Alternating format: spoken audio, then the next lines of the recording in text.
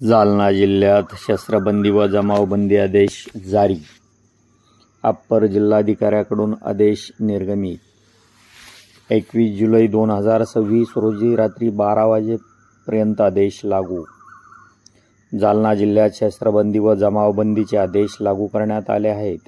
जालन्याचे अप्पर जिल्हा दंडाधिकारी यांनी हे आदेश जारी केले असून जिल्ह्यात 10 जुलै रोजी श्री संत निवृत्तीनाथ महाराज यात्रा, 18 जुलै रोजी साहित्यरत्न अण्णाभाऊ साठे स्मृती दिन यासह इतर विविध जयंती, पुण्यतिथी व होणारे सण उत्सव साजरे होणार आहेत. तसेच मराठा आरक्षण, ओबीसी आरक्षण बचाव, धनगर समाज व बंजारा समाजाच्या एसटी प्रवर्गात समावेश करण्याच्या मागणीसाठी विविध आंदोलने होण्याची शक्यता लक्षात घेता कायदा व सुव्यवस्था अबाधित राखण्यासाठी हे आदेश लागू करण्यात आले आहेत.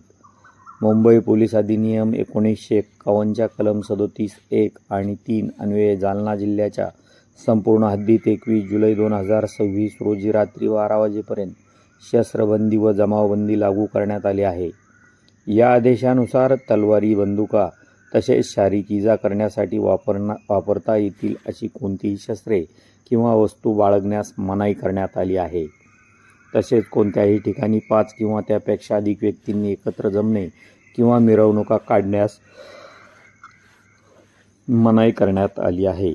मात्र शासकीय कर्तव्यावर असलेले अधिकारी व कर्मचारी, विवाह समारंभ, अंत्ययात्रा तसेच पोलीस अधीक्षक जालना आणि उपविभागीय पोलीस अधिकारी जालना, अंबड, परतूर व भोकरदन यांच्या विशेष परवानगीने काढण्यात येणाऱ्या मिरवणुका, सभा आणि मोर्चेंना या आदेशातून वगळण्यात येणार आहे.